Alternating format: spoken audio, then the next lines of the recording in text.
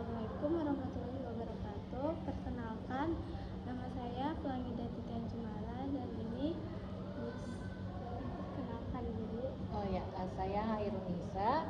Saya guru bahasa Inggris di IMAN 1 Kota Tangerang Selatan. Saya mau menceritakan tentang bagaimana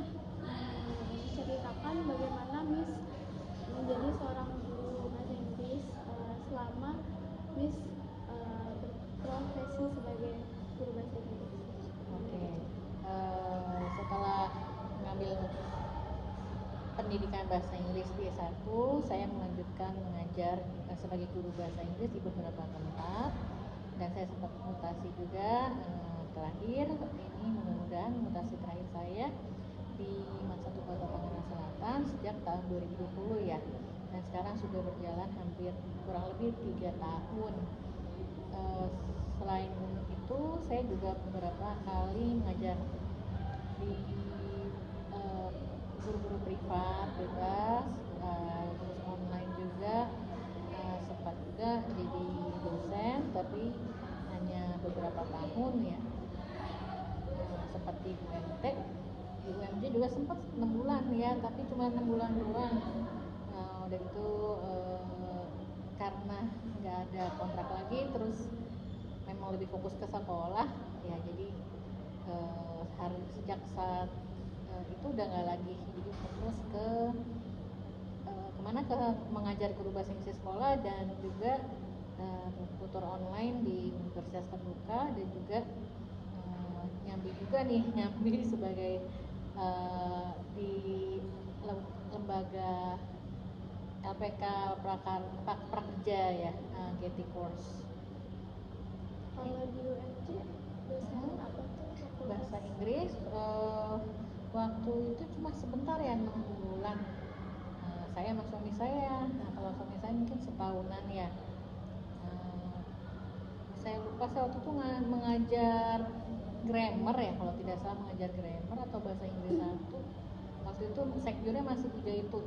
Oh iya. Oke. Iya. Terus fokus bahasa apa yang Miss liputi? Bahasa asing maksudnya. Bahasa asing cuma bahasa yang lancar bahasa Inggris aja. Ya. Terus tantangannya selama jadi guru bahasa Inggris itu tantangannya itu sebenarnya lebih banyak ke siswa ya. Siswa sekarang itu lebih, apalagi generasi Z ya. Jadi ya benar yang kata di banyak seliweran reels mungkin apa gitu ya. Benar kenyataannya bahwa mengajar anak-anak sekarang itu lebih sulit dibanding mengajar anak zaman dahulu ya. Ya tahun-tahun 90 itu masih anak itu masih takut sama guru, hanya dengan mungkin nanti kamu nilainya dikurangin gitu, contoh ya gitu. Tapi kalau sekarang mungkin mereka sudah kritis, sudah protes, kok nilai saya kenapa dikurangin gitu. Nah, terutama dari segi adab ya. Nah, itu agak sulit, tantangan itu yang paling sulit, karena ketika kita mengajar tanpa ada muatan moral, adab juga, itu kayaknya cuma wasting time, cuma mengisi sebuah gelas yang kosong tapi nggak ada artinya gitu. Tapi kalau kita sama anak itu sudah memiliki adab yang baik, sudah paham, oh ini waktunya belajar, maka mungkin tidak akan sesulit itu. Jadi menurut saya kalau dari segi tantangan knowledge itu kita masih bisa belajar ya, tapi kalau tantangan perilaku adab itu nggak hanya belajar tapi memang dipraktikkan gitu. Mungkin sampai sekarang saya masih belajar beradaptasi ya, walaupun sudah bertahun-tahun mengajar ya, karena tiap anak yang datang itu kan berbeda-beda karakternya. Ada yang mungkin extrovert banget, ada yang introvert ya. Jadi memang intinya kita harus belajar untuk memahami gaya belajar mereka, dan juga androgini juga penting ya. Androgini apa, kadang mungkin ketika diajar oleh guru perempuan mungkin tendensiusnya guru perempuan untuk saya mungkin tendensiusnya lebih mengajar ke perempuan gitu karena mungkin lebih tektok gitu. Nah, terus kalau yang laki-laki mungkin juga seperti itu ya, murid laki-laki lebih senang diajar sama guru laki-laki mungkin ya, karena ya sesuai dengan gendernya mereka lebih chemistry-nya dapat mungkin ya. Nah di situ peran saya selain harus belajar mengenai bagaimana generasi Z sekarang itu bisa menerapkan adab. Nah selain itu juga androgini itu susah sekali gitu, bagaimana mengajar murid laki-laki yang memang beda jenis kelaminnya gitu.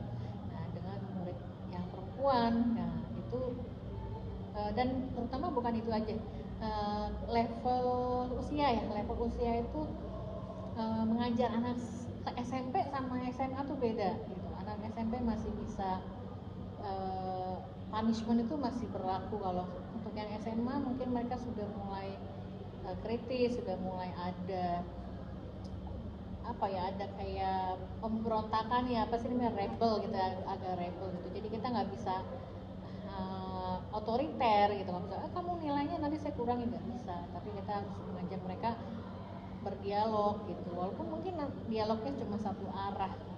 Intinya tantangannya lebih banyak sekarang dibanding dulu 10 tahun yang lalu gitu. Saya Palangi ya. Terus bagaimana Miss mengajar dalam metode listening, reading, writing, dan speaking ke siswa-siswanya itu bagaimana? Oke. Nah sekarang kan sudah pakai Kurmer ya, jadi itu lebih banyak ke literasi ya sekarang. Yang kelas 10 saya mengajar yang kelas 10 sama kelas 11 masih pakai KTSP ya. Kurikulum 2013 maksud saya, KTSP sih. Kurikulum 2013. Nah, itu cara pengajarannya berbeda. Kalau yang di kelas 10 saya sebelum memulai pengajaran, mau itu listening, speaking, reading, kita menggunakan pemantik supaya mereka mau, istilahnya pemantik sebenarnya sama aja dengan dulu tuh namanya ice breaking ya gitu. Jadi supaya siswa yang tadinya belum full untuk belajar, kita kasih dulu semacam memecahkan supaya mereka masuk kegiatan belajar gitu ya, atau istilahnya ice breaking ya.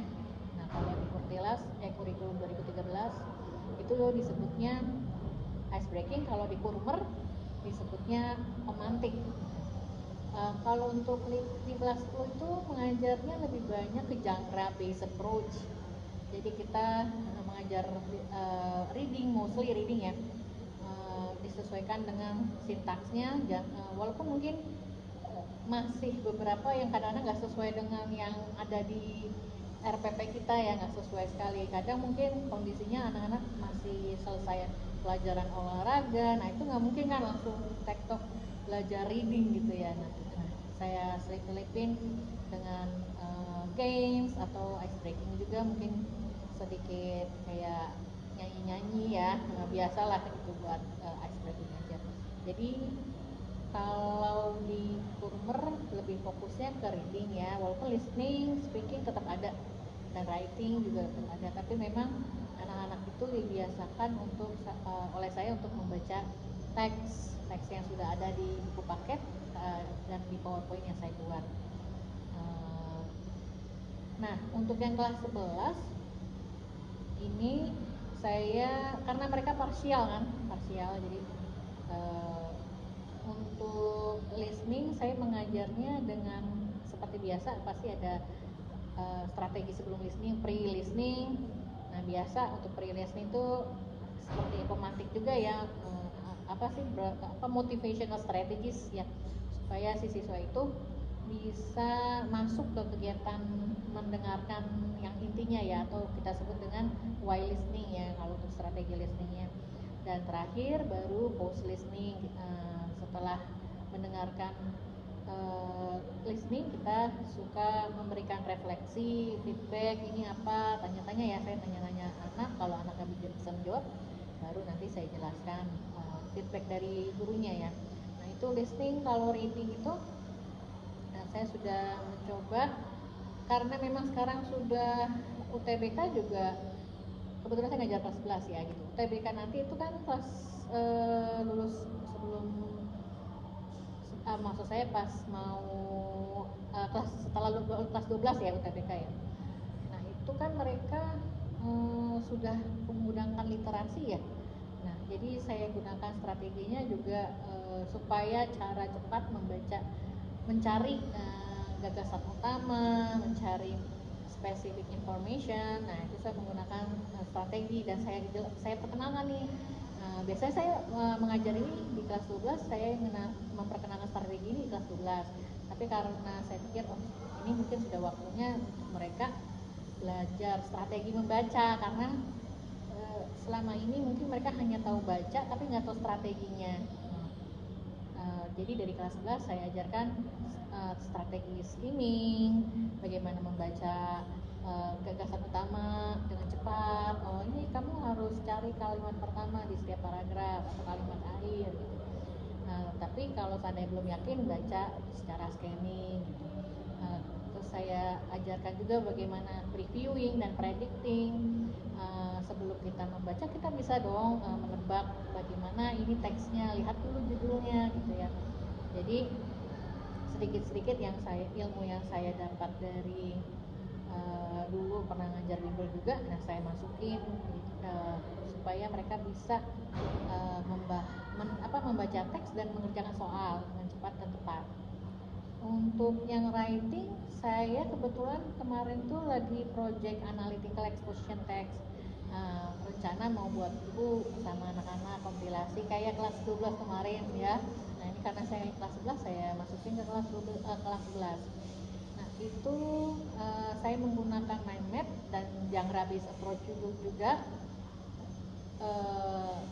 Saya bimbing dari mulai pre-writing, bagaimana mengkonsepkan ide, ya kebanyakan menggunakan mind map, walaupun sebenarnya kita bisa menggunakan listening, outlining, clustering, sama aja ya sebenarnya.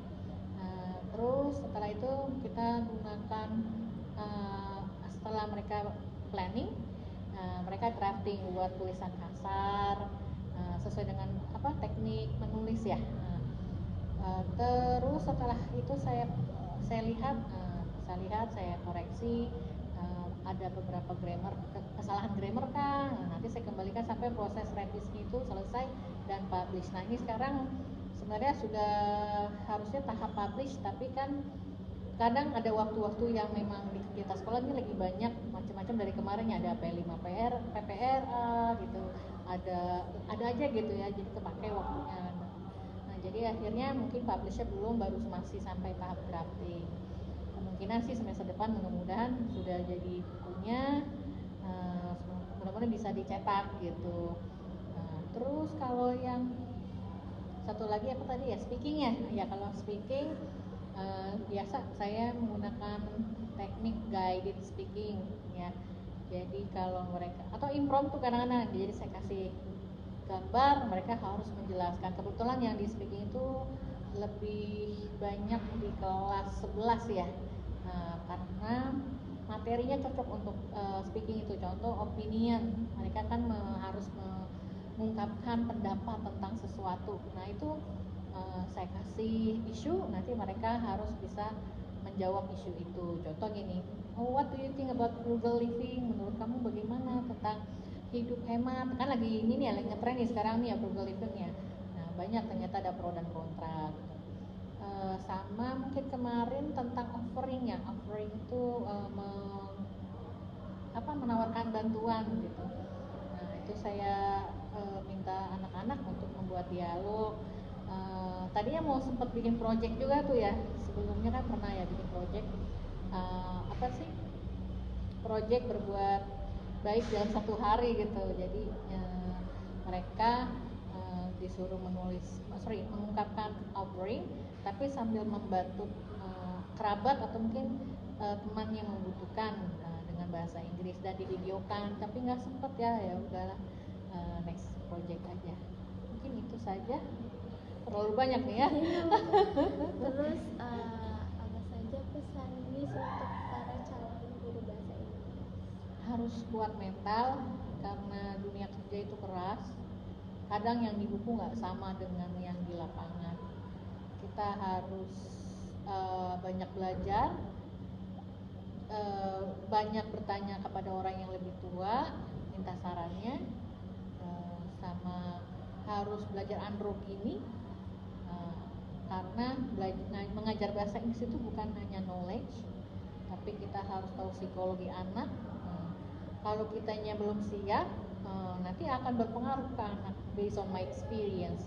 Contoh, kalau kita lagi dalam keadaan sedih terus kita mengajar, itu akan kebawa gitu, di atmosfer di kelas juga nggak enak.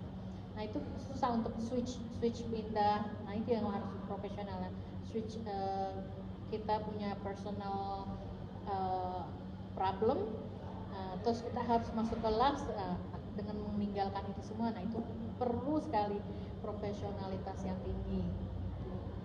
Sama mungkin terakhir adalah harus mau mengembangkan diri, jangan cepat puas.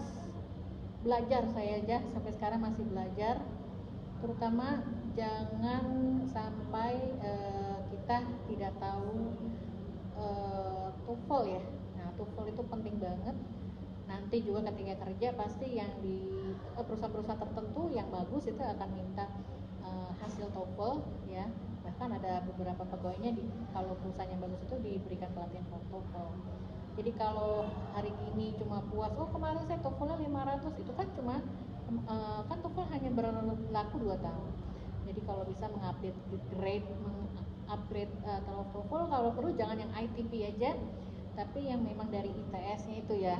Ya memang sih lumayan ya, worth it ya, cuman kalau mau daftar aja bisa sekitar 2, juta dolar ya, 2, juta rupiah kok dolar. Nah itu, tapi itu jadi itu membuktikan bahwa kita memang profesional for the knowledge gitu, bahwa ya kita layak dengan TOEFL segitu, wajar kita menjadi guru bahasa Inggris. Itu aja ya, banyak pesannya. Terus aku mau nanya juga, Ya. kenapa Miss bisa suka sama bahasa Inggris? Oke, mungkin dari orang tua ya. Ayah saya bisa bahasa Inggris. Kalau ngobrol kan anak suka pakai bahasa Inggris. Terus saya suka ini aja, suka sama budaya ya awalnya ya. Saya suka dengan, waktu itu kan Korea nggak ngetrennya kan dulu Amerika ya, karena film-film Amerika tuh selalu ditayangin di TV kayak Top Gun gitu ya. Top Gun aja nggak tahu kan Top Gun yang main Tom Cruise. Nah kalau sekarang Korea ya kan, makanya mereka banyak yang mau belajar Korea karena mereka suka budayanya. Maksudnya budaya positif ya, yang saya bilang sini ya, self independent, terus open minded ya. Tapi nggak open minded bukan berarti kita jadi bablasan ya, jangan disalahartikan. Tapi open minded dari segi curiosity kita tentang belajar tentang ilmu, tentang knowledge itu nggak berhenti gitu, nggak ada boundaries gitu. Sama karena dari situ pengen gitu suatu saat kesana gitu, waktu masih kecil ya, walaupun belum kesana nih sampai sekarang. Ya itu aja sih ya. Terus